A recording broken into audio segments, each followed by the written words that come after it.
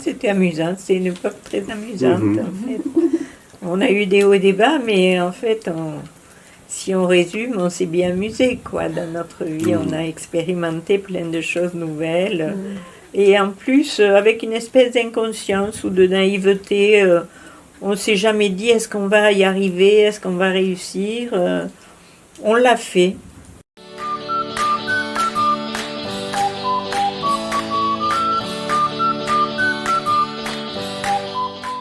On s'est rencontrés assez jeunes quand même, hein. Oui. On avait 20 ans à peine, ou même peut-être pas. Et donc ça a été la question à 20 ans, quelle vie on a envie de mener ensemble. Bon, parce qu'une fois qu'on a vu qu'on s'entendait, on s'est dit peut-être on peut faire un bout de chemin. Et là, donc, tous les choix qu'on a faits, effectivement, ont été, disons, des choix qui ne sont pas celui de la majorité des gens. On est de la génération des années 50, on est nés tous les deux dans les années 54, 55, et on est de cette première génération, je crois, qui avons vu le progrès, les résultats du progrès, et aussi les dégâts, déjà les premiers dégâts du progrès. Nos parents étaient tout à fait à fond dans les 30 glorieuses parce que ils ont connu la guerre, ils avaient souffert, et là, enfin, il y avait de quoi se travailler, avoir un toit, et on pouvait avoir une voiture, c'était les premières voitures. Voilà, ça a été une période... Et nous, on est un peu la génération qui vient après, qui commence déjà un peu à cracher dans la soupe du progrès, pour parler un peu, commence à dire oui, mais toutes ces voitures, ça commence à empester, et oui, mais la pollution, parce qu'on en parlait, il y a eu le Club de Rome en 72, même moi quand j'étais à l'école, j'ai retrouvé le journal scolaire qu'on faisait, enfin on faisait un journal au lycée, hein, où le titre c'était la pollution, les problèmes de la pollution, déjà dans ces années-là. Et on est un peu la première génération qui avons vu ça et qui avons voulu essayer de ne pas suivre cette route trop extrême. On n'a pas mis nos pas dans ceux de nos parents. Moi, je dois dire que mes parents, mon père ouvrier, ma mère qui travaillait à la poste, ils étaient très fiers que je sois devenue institutrice, maîtresse d'école. Et donc, c'est vrai que ça aurait pu être une continuité comme la maison, faire construire, etc. Qu'est-ce qui a créé cette prise de conscience ? Et en fait, je crois que la coupure qui s'est faite, c'est quand on a décidé de partir en Afrique. On a passé 2 ans en Afrique, on est parti avec le guide du routard et ma 4L, et on est parti pour rompre un petit peu avec le train-train, la vie, et puis quand on a 20 ans, voyager c'est formidable, donc voilà. Et puis, en fait, c'est vrai que on peut dire qu'à ce moment-là, on a fait ce changement dont tu parles, parce que on était tous les deux jeunes instituteurs. Moi aussi, j'ai été instituteur, mais pas longtemps, 1 an seulement. Et là, on se voyait jeunes instituteurs. Allez, on achète une maison, et puis on fait notre carrière. Et donc, on se retrouve devant quelque chose de tout tracé. Alors, ça peut être rassurant pour certains, parce que c'est vrai que l'éducation nationale, on est sûr d'aller jusqu'au bout, jusqu'à la tombe, on va avoir ses sous a priori, même la retraite et tout ça. Donc c'est un côté très sécurisant, mais en même temps, ça a un côté un peu déprimant aussi, parce que c'est tellement tout tracé, et on s'est dit, et puis moi, en tout cas, j'avais un sentiment en tant qu'instituteur d'être illégitime à enseigner à des enfants, alors que je n'étais jamais sorti d'une classe, au fond. Tout ce que j'avais appris, c'était dans des classes, ou dans la rue, mais en fait, je n'avais pas appris grand-chose, j'étais gamin. Donc, on avait eu besoin de partir pour se confronter un peu au monde. Il faut savoir qu'à l'époque, on était instituteur à 17 ans. Moi, j'avais 17 ans quand j'ai commencé. Donc, c'est vrai, comme dit Marco, on était très jeunes. Et donc, Puis on avait un petit côté révolutionnaire, je dirais, c'est-à-dire on remettait déjà en question la société, on allait dans des manifestations. À l'époque, il ne faut pas oublier, dans les années 70, il y avait des grandes manifestations, c'était après 68. Et donc, il y avait encore tout à prendre en main, le changement à prendre en main, en fait. Et il y avait tellement de choses à remettre en question. Il y avait encore le Franco en Espagne, quand on était jeunes, on manifestait contre la guerre du Vietnam. C'était des choses qui nous paraissaient évidentes. Voilà, on s'est retrouvé quand même devant cette possibilité de commencer à travailler, puis sans jamais s'arrêter, ou pourquoi pas partir en voyage. Et quand même, il faut reconnaître qu'on a eu des parents, enfin, je ne me rappelle pas de ton côté comment ça s'est passé, mais moi je me rappelle quand j'ai dit à mon père que je démissionnais, parce que bon, j'ai arrêté d'être ainsi, c'est pour partir. Il m'a dit, ben, tu as raison. Il ne m'a pas dit, mais tu fais une connerie, tu as un métier, garde-le, prends un congé, tout ça. Il m'a dit, tu as raison, moi j'ai toujours regretté de ne pas avoir voyagé quand j'étais jeune, alors qu'il l'a fait quand même un peu plus tard, enfin bref. Donc, ça aussi, ça permet, je ne sais pas, du côté de départ. Mes parents étaient beaucoup plus classiques, mais moi, je n'ai pas démissionné de mon métier, par contre, que j'adorais. J'ai pris un congé sans solde pendant le temps qu'il a fallu. Voilà. Donc, et je suis restée d'ailleurs maîtresse d'école, puisque c'était notre esprit que professeur des écoles, ça a changé, quoi. Au départ, on est parti sans fixer de date. Je me rappelle, on a dit on part, 3 mois, plusieurs années, on part. L'idée, c'était de partir. Et à cette époque-là, bon, c'était après 68, tout le monde partait à Katmandou, en Inde, enfin c'était la route des Indes. Et c'est vrai que ça, en tout cas moi, ça m'attirait beaucoup. Mais c'est un peu parce que c'était quand même, tout le monde allait là-bas. On a dit, on ne va pas quand même aussi aller là-bas, on va aller plutôt en Afrique. Mais l'idée quand même qu'il y avait derrière, enfin en tout cas de mon point de vue, c'était cette idée-là aussi, c'était d'aller voir des gens qui vivent avec un autre niveau de développement, une autre manière de vivre. Donc, parce que j'ai toujours eu un peu une espèce d'intuition, mais que tout ce qu'on nous racontait quand même sur le progrès, c'était un peu du bobard. Bon. Et que au fond, peut-être les peuples dits primitifs, que soi-disant on a sorti de l'arriération, de l'ornière, de la misère et de la barbarie. Bon, tous ces peuples-là, je me disais, mais peut-être qu'ils avaient quelque chose finalement qui était intéressant. Et bon, cette conviction est venue aussi en lisant des livres à l'époque comme Pieds nus sur la terre sacrée, qui parlait des Amérindiens, de choses comme ça.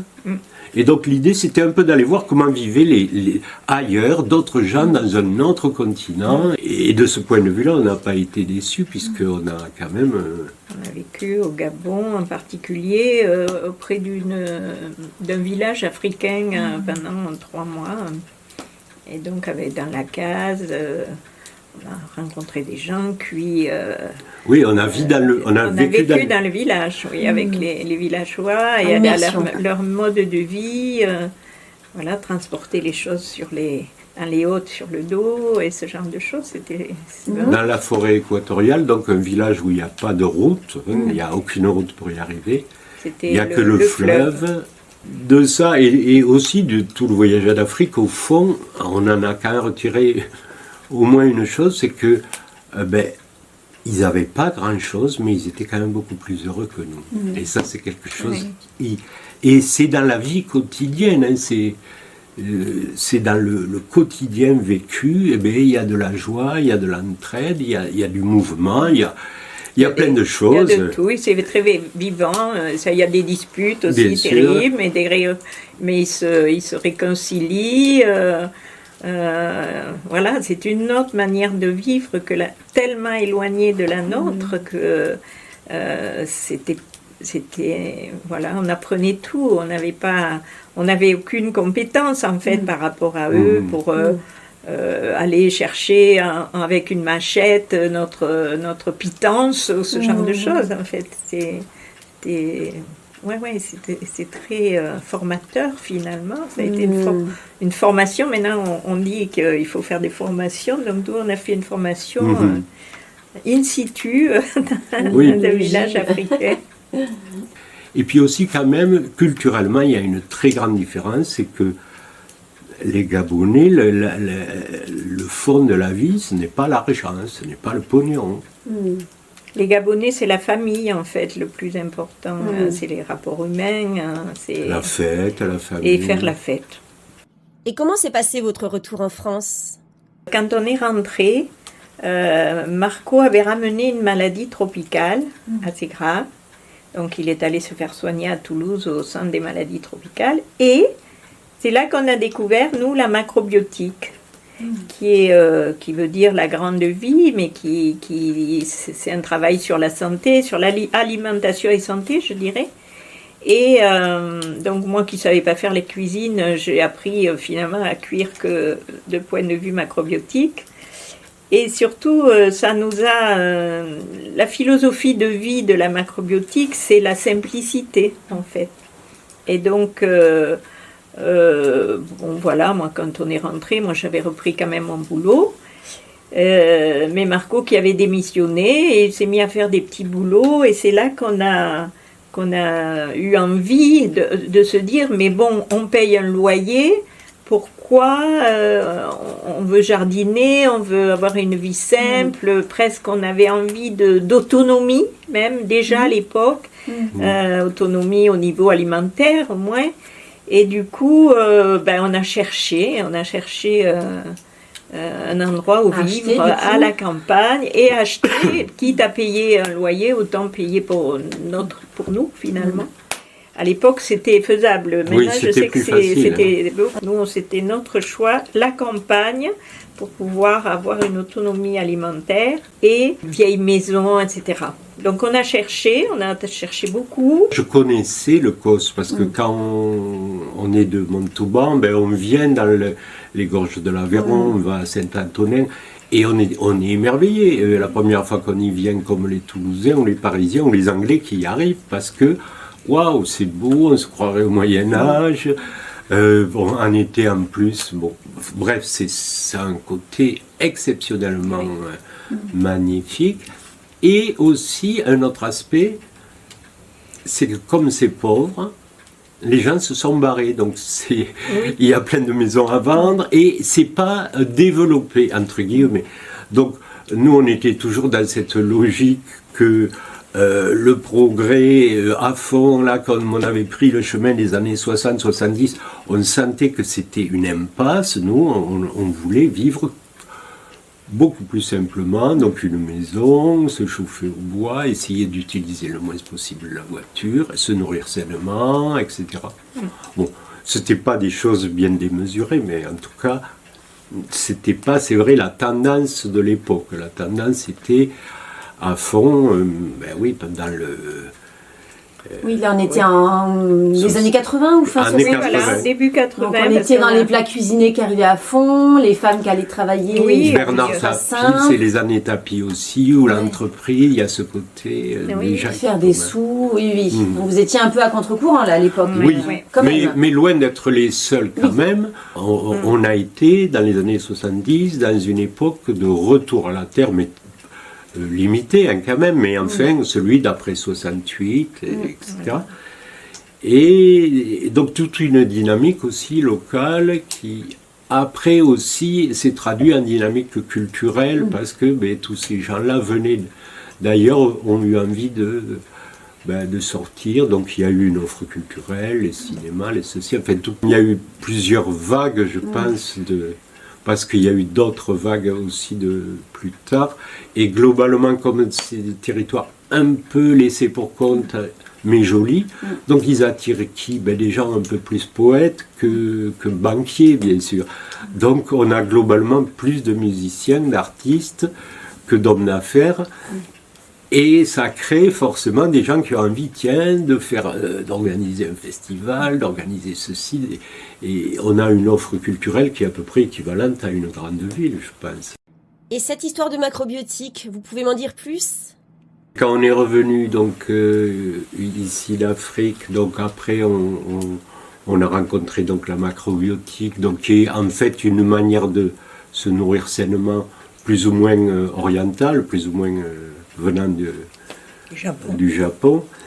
Et ben, donc avec tout un tas de nouveaux produits tels que du riz complet, du millet, du sarrasin, des céréales, des légumineuses, des ça. Algues, du tofu, des laits de soja, des choses que mes parents, par exemple, ils me regardaient avec des yeux grands comme ça, en disant mais oui, et qu'on ne trouvait nulle part, quelque part, et donc assez logiquement, je me suis dit tiens, je vais vendre ces produits qu'on ne trouve nulle part, des produits bio, des céréales bio, je vais les vendre. Et comme je n'avais pas trop envie de m'enfermer dans un magasin, j'ai dit je vais les vendre sur les marchés. Là, pour le coup, Marco était vraiment un pionnier, c'est-à-dire tout ce qui était agriculture bio, les gens ne connaissaient mais absolument pas. Même certains n'avaient même pas entendu le mot, quoi. C'était vraiment incroyablement... Donc en 79. 79-80, voilà. 79, oui, à Caussade, bon, là, j'ai retrouvé mes carnets. Ma première recette, c'était 50 francs. Le lamboutin. 7,50 €. C'est dérisoire. Et pendant longtemps, de toute façon, à Caussade, j'ai très peu vendu. Alors, bien sûr, ça me gênait parce que Caussade, c'est juste à côté. Bon, donc j'ai continué à le faire, mais je me suis dit, il faut trouver des nouveaux débouchés.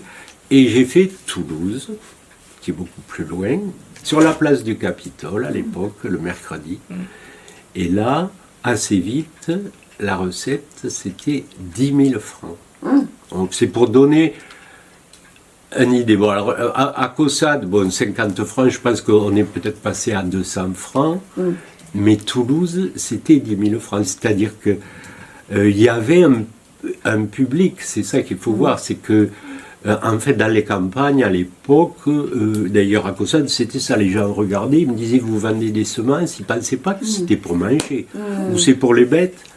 Alors qu'à Toulouse, il y avait déjà des gens qui avaient entendu parler de l'agriculture biologique, qui avaient entendu parler des problèmes des pesticides et des choses comme ça. Parce que, on a beau dire, mais depuis les années 70, toutes ces choses-là étaient sues, certains l'avaient dit. Bon, il y a René Dumont qui s'est présenté aux élections, il y a eu...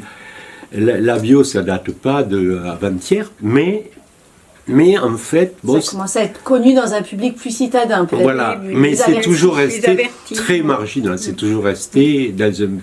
Oui, mais il n'y avait pas de magasin bio à l'époque à Toulouse.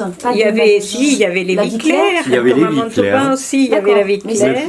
Et des magasins diététiques, qu'on appelait diététiques, où c'était dans des petits sachets très chers. Et des compléments alimentaires plutôt. Et il y avait un restaurant bio.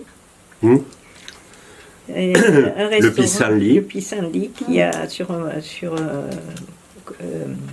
Toulouse, oui. Oui, et on a une amie qui avait aussi ouvert un restaurant qui s'appelait l'Épi de Blé. Ça, c'est quand on est rentré d'Afrique. Et c'est justement, on rentre d'Afrique, bon...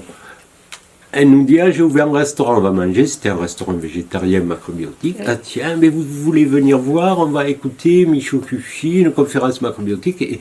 Et c'est comme ça qu'on a mis le doigt dans un engrenage, quelque part, bon, mais qui nous a beaucoup apporté dans la mesure où ça nous a... au fond, peu importe après les voies que l'on choisit, parce que aujourd'hui, par exemple, la macrobiotique, c'est assez peu connu et je ne conseille pas aux gens de suivre cette voie de manière stricte, peut-être comme nous on l'a fait. Mais en tout cas, expérimenter avec l'alimentation, ça apporte beaucoup de se rendre compte que, quelque part, on est quand même ce qu'on mange à un certain niveau, même si ce n'est pas tout. Ça joue. Nous, on a commencé à se nourrir différemment, à voir ce que ça faisait sur notre corps. On a eu quand même 4 enfants, donc Donc qui ont comment toujours faire été les élevés, grandir. Oui, qui ont Comment été faire les grandir. Oui, qui ont été élevés de manière simple finalement, Voilà. avec la macrobiotique, manger des céréales, des légumes, des légumineuses, des végétariens algues. du coup. Végétarien. alimentation végétarienne. À l'époque, il fallait faire son lait de soja soi-même, son tofu soi-même, le tempeh. Du coup, Marco a Et commencé à les faire et à le vendre aussi, puisque Oui, je on n'en faisais trouvait du pas. tofu, du tempeh, je me rappelle. Et oui. Et il y avait une clientèle pour ça quand même. Ça a commencé Très tout petite, doucement. très petite, et c'était principalement nous qui la suscitions, puisqu'on faisait des cours de Je cuisine. donnais des cours de cuisine macrobiotique, j'en ai donné pendant 4-5 ans, Mhm. à Montauban et ici, chez Ok. nous. Voilà. Et du coup, petit à petit, il y a des gens quand même qui se sont, soit parce qu'ils n'étaient pas bien dans leur vie ou qu'ils avaient des petits problèmes de santé. On n'est pas allé jusqu'à soigner des gens qui avaient des gros problèmes de santé, mais tout le monde a quelque part quelque chose qui ne va pas. Ou, bon.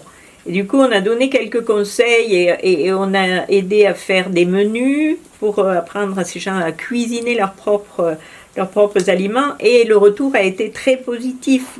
Du coup, ça fait tache d'huile, ils en parlent aux copains, aux amis qui viennent, qui se déplacent depuis assez loin pour venir sur le marché de Caussade ou à Montauban acheter ces produits-là, et finalement, petit à petit, on s'est agrandi et on était vraiment les pionniers, on était les seuls. Il n'y avait pas de magasin bio, à part la Vie Claire qui était très chère.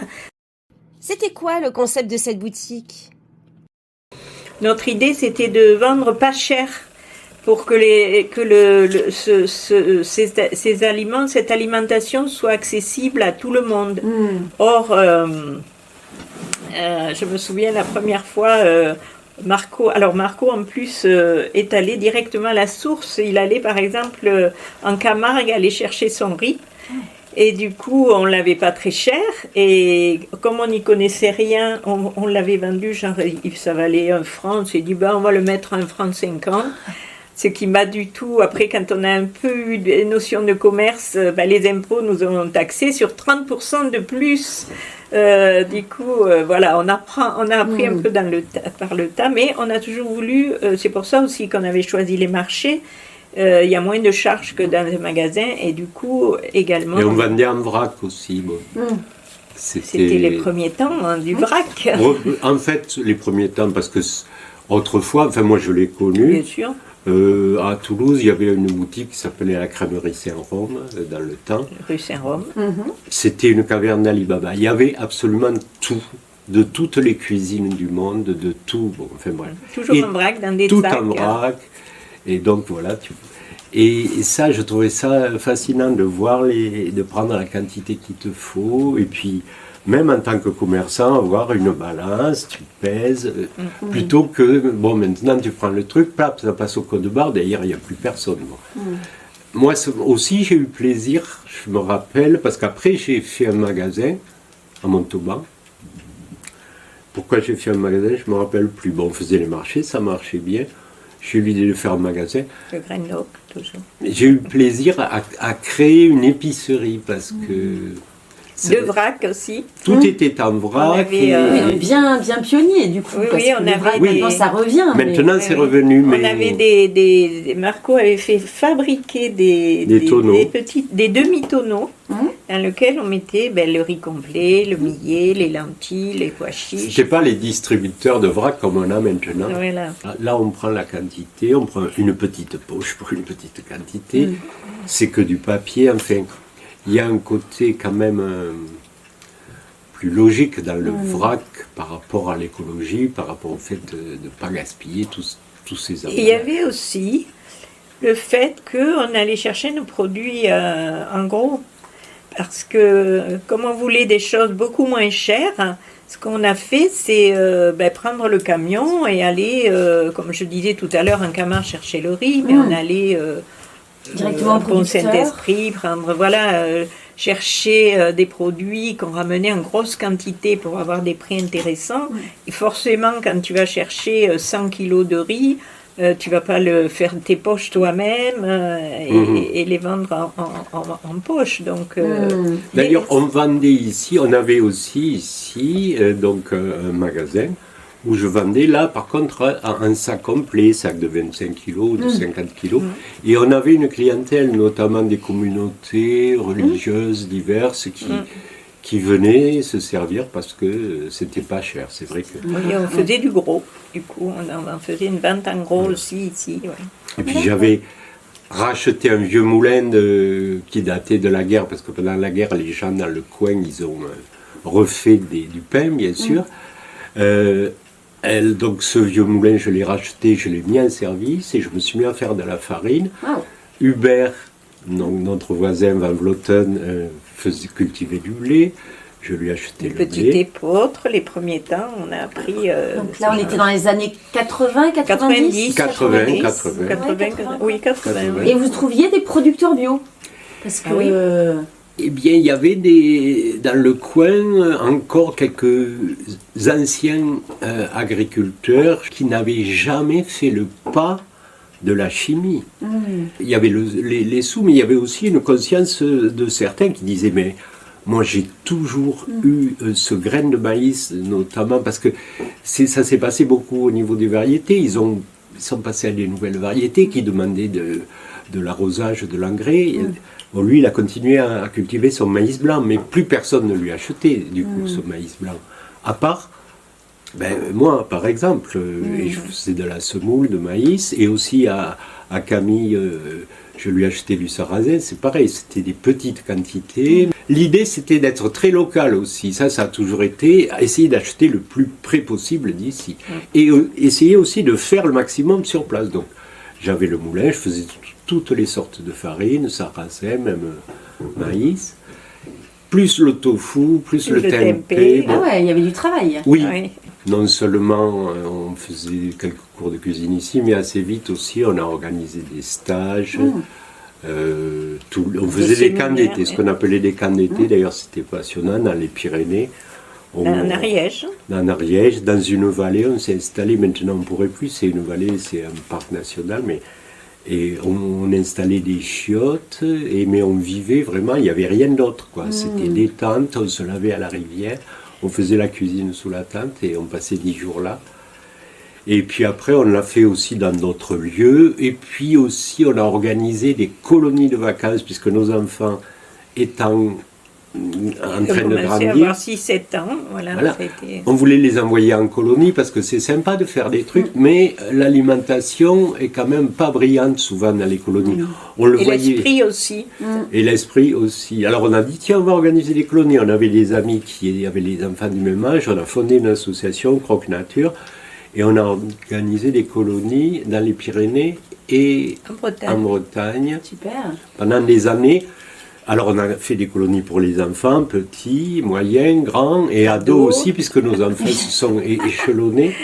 Oui, vous avez vraiment initié beaucoup de choses en fait. Et du coup, Croque Nature s'est agrandi en même temps que nous, puisque après on a même fait en parallèle de la colo enfant où je faisais la cuisine à l'époque. On faisait des stages adultes. Des camps pour familles, et puis des stages adultes aussi avec des randonnées et des cours de cuisine, on fait des choses comme ça. Découverte de la nature, botanique, etc. Avec James qui nous faisait découvrir les plantes sauvages. Oui, mais tout ça maintenant, ça revient vraiment à la mode, on va dire. Hein. À se nourrir avec des plantes de la nature, bien s'alimenter, se poser des questions sur plein de choses. Ça revient beaucoup tout ça. L'alimentation bio, là tout le monde connaît l'alimentation bio Bien maintenant. sûr. Quel bilan faites-vous de tout ça?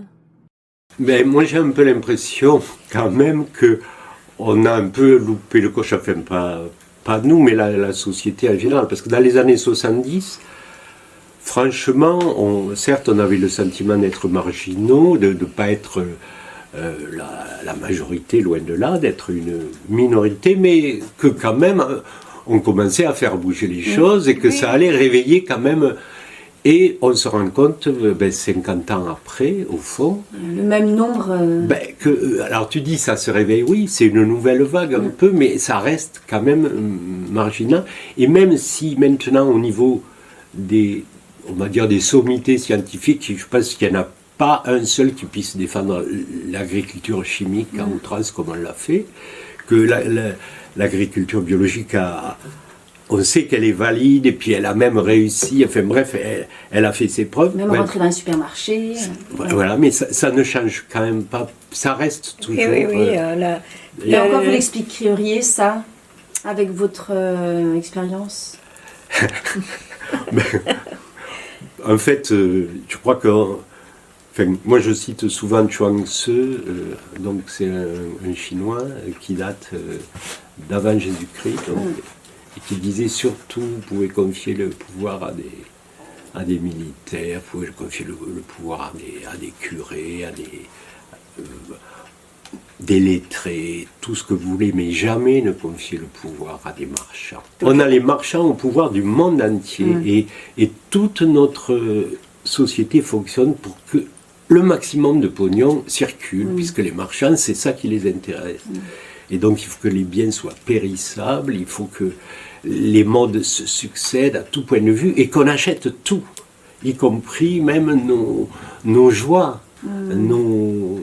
Nos émotions, tout ça, tu l'achètes maintenant. Actuellement, par exemple, l'agriculture dans certaines régions de France, sont des entrepreneurs qui ont les terres. Ce ne sont plus des agriculteurs, ce sont des entrepreneurs, c'est-à-dire des gens qui vont mettre beaucoup de pesticides parce qu'il faut beaucoup de rendement à l'hectare. Comme dit Marco, c'est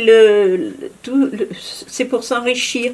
On n'est même pas dans l'idée qu'il faut faire davantage à manger pour qu'il y ait une sécurité alimentaire. Moi, je ne crois pas. Je pense qu'on est dans malheureusement, c'est les gouvernements qui freinent. Il y a eu, par exemple, énormément de subventions pour les agriculteurs bio. Ils sont en train de toutes les enlever, il faut le savoir. Donc, cette régression par rapport au bio, par rapport à l'écologie, etc., c'est que de l'argent, c'est pour faire circuler de l'argent. C'est ce qu'on a dit tout à fait au début. Marco disait, actuellement, malheureusement, l'Occident est basé sur quelque chose d'extrêmement étroit, c'est-à-dire gagner et perdre de l'argent. On n'est que dans l'argent. Les valeurs humaines, les valeurs de solidarité. Heureusement, le fait d'habiter ici, à la campagne, et faire une vie simple, se chauffer avec du bois, utiliser très peu d'électricité, etc. On n'est pas si nombreux, même si nous, dans notre milieu, on connaît beaucoup de gens qui font la même chose. La plupart des gens en France, je dirais, ça les intéresse pas et même ça leur fait peur. Malheureusement, on reste une petite minorité. Nous, on a l'impression qu'on est nombreux puisque presque tous nos amis la famille même est devenue comme ça. Et nos enfants et nos petits-enfants, etc. Du coup, ça tombe bien que tu embrayes. Moi, j'avais une question par rapport à vos enfants. Donc, vous avez 4 enfants qui sont tous adultes maintenant. Oui. Qu'est-ce qu'ils sont devenus ces enfants? Est-ce qu'ils ont fait des choix de vie plutôt classiques, des choix de vie plutôt différents? Qu'est-ce qu'ils sont devenus ces 4 enfants? Alors, ce qu'il y a d'intéressant, c'est que à l'adolescence, il y a eu comme souvent, une espèce de révolte, je dirais entre guillemets, pas du point de vue choix de vie, mais alimentaire en particulier, c'est-à-dire la rébellion. Chez ma fille, c'était d'aller au McDo, par exemple, ou de dire mais pourquoi nous on mange jamais de viande. Voilà, il y a eu une période justement qui a fait que j'ai adapté notre manière de nous nourrir. Je disais, j'ai élargi notre panel d'aliments pour pouvoir adapter. Mais en fait, il s'est trouvé que eux-mêmes, ils ont fait des choix. Par exemple, tous mes enfants sont allés au lycée autogéré à Oléron.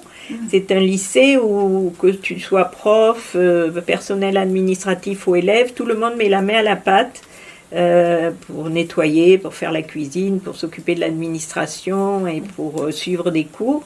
Tout ça pour dire que déjà, le fait d'aller dans ce lycée et de rencontrer des jeunes aussi qui ouverts à d'autres manières de vivre ont fait qu'ils ont finalement, qu'ils ont une vie assez proche de la nôtre. Ma fille aînée est devenue sage-femme, ça a été un choix de vie. Mon fils agriculteur bio, ma troisième fille après. Alors Lise, c'était une citadine depuis toujours, c'est-à-dire par rapport à mes autres enfants. Elle voulait, elle savait déjà qu'elle ferait des études, elle a voulu aller à Paris, à Toulouse. Elle voulait gagner de l'argent. Elle voulait gagner de l'argent, donc elle a fait des études, elle a 2 masters. Et elle a travaillé effectivement sur Paris, dans un centre culturel, voilà, où elle a pu exercer ses talents intellectuels. Et puis, en fait, elle a fait un choix, je dirais, elle a changé à 180 degrés, puisque elle a toujours adoré faire du cheval et monter à cheval. Même sur Paris, elle avait trouvé un endroit où monter à cheval, etc. Et donc, elle a fait une formation pour faire de travailler avec les chevaux, de faire de la traction animale. Et donc maintenant, elle a des chevaux et elle travaille dans les vignes ou dans le débardage avec ses 2 gros chevaux. Donc elle, voilà, on avait l'impression qu'elle allait rentrer dans le rang, je dirais, mais non, elle a aussi fait un choix de vie différent et beaucoup plus simple. Et donc elle est revenue aussi dans la région. Et ma plus jeune fille, qui elle avait raté son bac, qui n'était pas du tout scolaire, je dirais, Chloé. Et finalement, elle a fait plein de stages, elle a fait des stages pour être, pour travailler comme apicultrice, par exemple, ou des stages de massage, bref. Et un jour, elle a dit, je sais ce que je veux faire ostéopathe. Et elle a repassé son bac en candidat libre et voilà. Elle a fait les 5 ans d'études d'ostéopathe et elle a été reçue première de sa formation, donc de sa génération. Donc voilà. Donc voilà, ils ont fait des choix de vie. Finalement, après une période un petit peu chaotique où ils savaient pas trop ce qu'ils allaient faire et puis ils étaient un peu en révolte par rapport à la famille, à l'alimentation et ce genre de choses. Mais finalement, ils habitent maintenant tous à la campagne et ils ont un mode de vie assez proche d'une autre, on peut le dire. Au niveau professionnel, ça a été assez varié finalement pour vous. Oui. Oui, Marco a fait plein de métiers en fait. Instituteur, ouvrier agricole, journaliste, on a eu... commerçant, journaliste, parce que ça a été assez logique. On vendait des produits bio, tout ça, puis au bout d'un moment, quand même, au bout de quelques années, j'avais le choix, je me rappelle, soit faire du gros, parce que franchement, à l'époque, on allait acheter on avait un copain hollandais, rarement, on allait acheter en Hollande. Et en Hollande, c'était très développé le bio. Donc on a amené des produits qu'on ne trouvait pas ici. Maintenant, ils y sont dans les Biocoop et tout ça, mais à l'époque, ils n'y étaient pas. On les amenait à des prix vraiment très bas. On aurait pu très bien faire un truc de gros et démarrer quelque chose qui alimente les magasins qui commençaient à se créer partout. Voilà. Et là, je me rappelle, moi j'étais là, me poser des questions, et puis je me rappelle avoir délibérément quand même dit non. Je sais que je peux gagner de l'argent, parce que là, il y avait vraiment des pognons à se faire, c'était le début du bio, tout ça, mais aussi quand même beaucoup de travail, parce qu'il ne faut pas se faire d'illusions. Voilà, et puis beaucoup de travail administratif, puisque là, tu commences à passer derrière les bureaux, et c'est pas toi qui te coltines les sacs, tu commandes, etc. Et tu deviens un homme d'affaires, entre guillemets, dans la bio, certes, mais enfin... voilà. Et ça, j'avais non seulement pas envie, mais en plus, je suis sûr que je ne suis pas capable, parce qu'il faut le tenir sur la durée, tu vois, voilà. Et je savais que je ne pourrais pas, et donc j'ai choisi plutôt de faire quelque chose qui me correspondait plus, c'est-à-dire travaillé comme journaliste. J'ai rencontré quelqu'un qui faisait un journal, donc il y avait besoin d'un rédacteur. J'ai commencé à travailler dans un journal qui s'appelait Le Compas, qui parlait d'alimentation saine, de macrobiotique, qui n'existe plus maintenant. Donc voilà, et je me suis... et puis, quand même, le travail du journaliste... Donc en plus de la boutique. Non, Là, ça a été j'ai arrêté. après, oui. J'ai Vous avez arrêté. déjà revendu. Voilà, j'ai revendu les marchés. Chacun a une à personne Toulouse, j'ai différente. revendu à chaque fois des personnes différentes, la boutique. D'accord. Pas des grands prix, parce que je ne suis pas vraiment un homme d'affaires, je n'ai pas vraiment gagné beaucoup d'argent. Mais quand même, j'avais le plaisir d'avoir transmis et des choses qui ont duré. Qui ont duré des Et oui, années. Alors c'est vrai que le fait que tu sois institutrice, ça fait dans une famille, ça fait quand même une entrée d'argent régulière.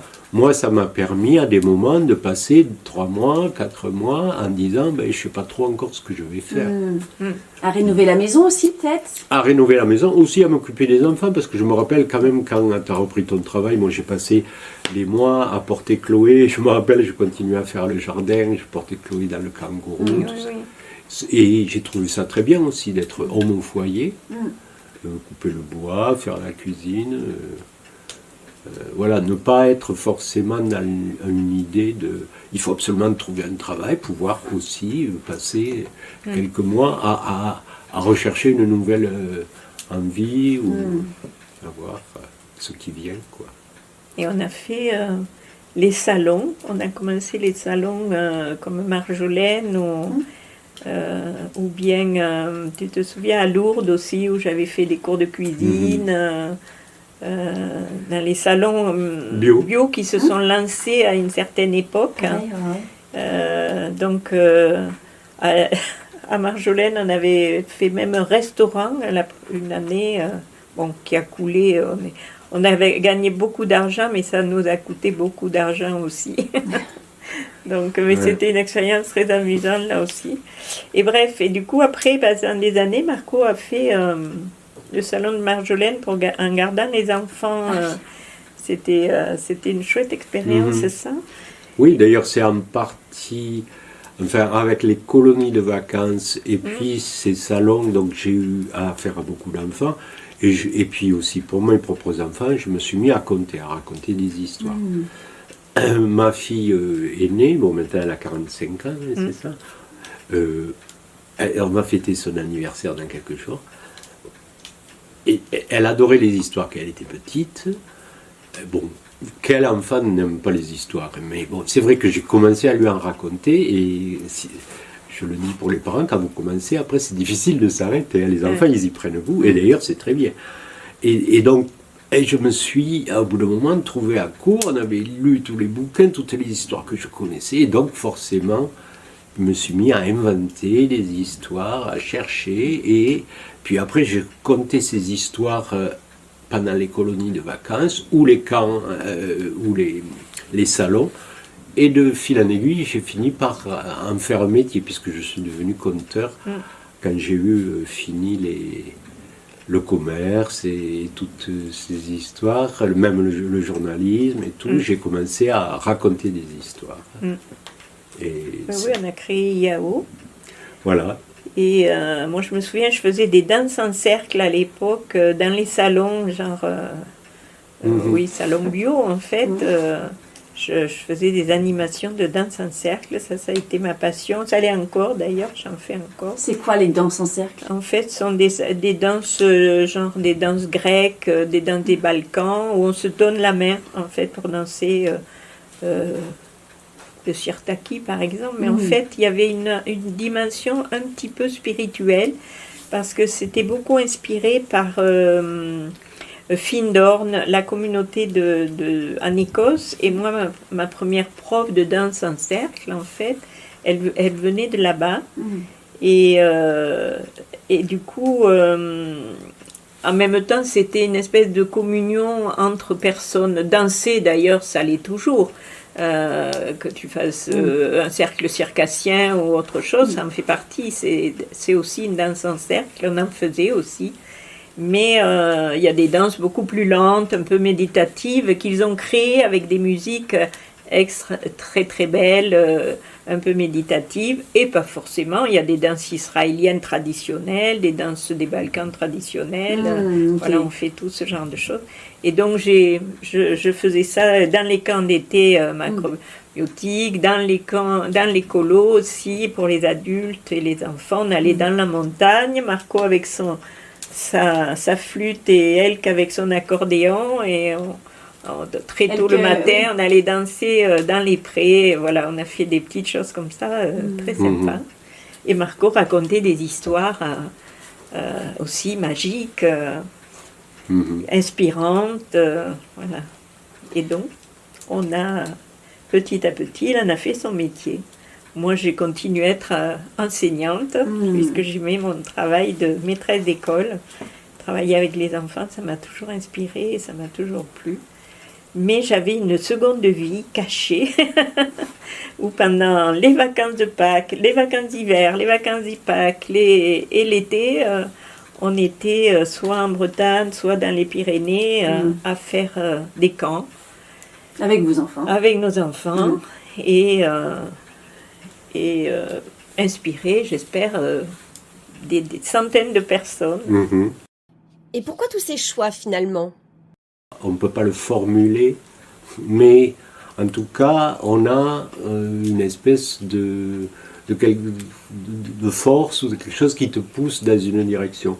Et je sais que nous, de la même manière qu'on est allé en Afrique, et que je disais que j'avais toujours pensé que les sociétés dites primitives avaient une qualité de vie humaine précieuse et qu'on avait perdu pour le confort, etc., mais qu'on avait perdu la communauté, le plaisir de la vie en communauté. Donc il y avait aussi de notre côté cette envie aussi de recréer des choses simples qui lient les gens, tout simplement.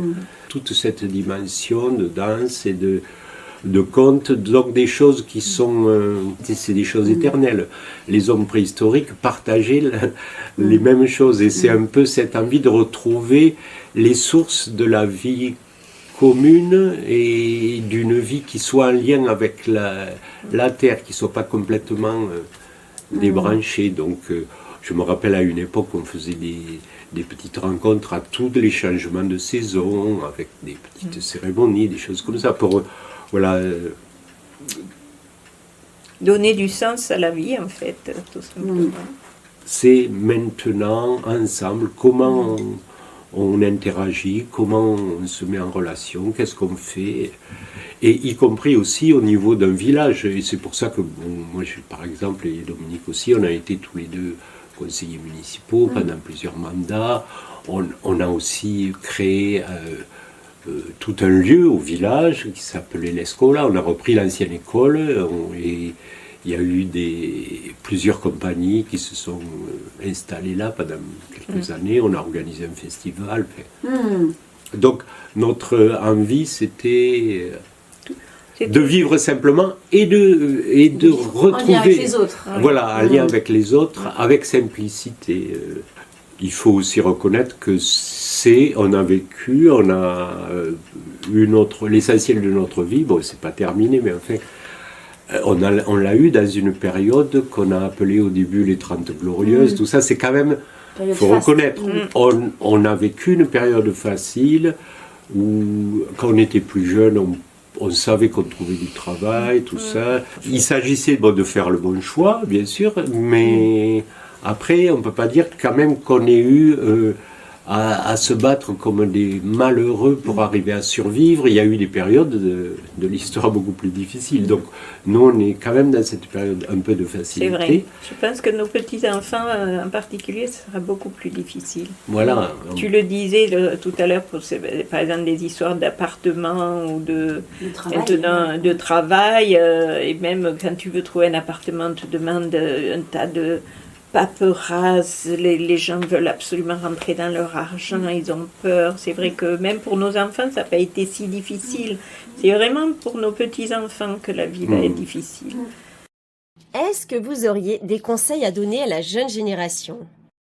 Moi, je crois surtout qu'actuellement, ils ont tout intérêt à choisir un travail manuel, que ce soit travailler la terre, travailler le métal, travailler le bois, savoir travailler de leurs mains, ça va être très très important, parce que tous les métiers intellectuels sont pris en fait. Il y a des gens qui ont des... Il y a l'intelligence artificielle qui arrive. Voilà, et puis il y a des gens qui ont des diplômes et qui se retrouvent, je le lisais là sur un journal, elle est femme de ménage et elle est diplômée d'architecture par exemple, et elle ne trouve pas de boulot. Donc il faut savoir travailler de ses mains, cultiver sa terre. En fait, c'est peut-être même la même chose qu'on a vécu. Nous, on a voulu vivre en autonomie, c'est-à-dire produire nos légumes. On avait même planté le blé, on faisait notre farine, on faisait notre pain. Enfin, on a essayé, mais on était dans une période de faste où on n'avait pas ce besoin. Mais bientôt, je pense que les enfants qui viennent après nous, là, nos petits-enfants et nos arrière-petits-enfants, ils auront besoin de savoir se colleter aux choses très pratiques, quoi. Manuelles, un peu. En fait, quand même, la situation va être, on va dire, très fluctuante, quoi. Il n'y a pas, moi je pense qu'il n'y a pas de problème aussi à profiter entre guillemets du système. Par exemple, tu as trouvé un bon boulot, mais quelle que soit la place où tu es, il faut penser en termes justement d'un avenir difficile, c'est-à-dire des choses qui te permettent de te raccrocher. Bon, par exemple, si tu as de l'argent, il vaut mieux acheter un peu de terre, par exemple, plutôt que de se payer un voyage autour du monde aujourd'hui, ou des choses comme ça. Et par rapport au métier, c'est la même chose. On peut être intellectuel, parce que personnellement, je me considère comme intellectuel aussi. J'ai fait des études, j'ai été journaliste, mais je coupe mon bois, enfin voilà, sans prétention, hein, mais je coupe mon bois moi-même, je cultive mes légumes, j'ai eu des chevaux, on a des poules. On sait aussi entrer en relation avec la terre et se démerder. Je sais que si demain il n'y a plus rien, je me chaufferai. Je pourrais me nourrir à peu près. Il faudra quand même trouver quelques amis qui cultivent des céréales. On en connaît, mais voilà, parce qu'ici, on n'a pas assez de terre. Mais bref, on a des moyens, avec des réseaux locaux, de gens qu'on connaît, on a moyen de s'en sortir. Et je pense que c'est pas dans une optique survivaliste, mais dans une optique où la situation va fluctuer énormément et que donc on ne peut pas non plus faire des grands projets, il faut être très adaptable, quoi. Surtout dans l'esprit aussi, parce que c'est aussi plus profond. Je crois que notre société telle qu'elle évolue, ça dénote une maladie de l'esprit qui a peur, au fond, c'est la peur, qui essaye de se rassurer par de la matière. Donc plus tu as une grosse maison, une grosse voiture, plus tu as un gros revenu, plus tu te sens rassuré. C'est pour ça que tout le monde court après ça. Mais au fond, c'est une angoisse existentielle qui doit être nourrie par autre chose. Cette autre chose, on le trouve dans la relation avec le vivant, avec les autres. C'est l'amour, tout simplement. Et je crois qu'on compense matériellement ce que pourtant est à notre disposition là. Et c'est ça qu'il importe de retrouver, plus que forcément de chercher des manières de s'en sortir, parce que je pense qu'on ne s'en sortira que tous collectivement si on refait du lien ensemble, tout simplement. Merci Marco, merci Demi, super. Merci Aurélie. Merci, oui. C'est chouette témoignage.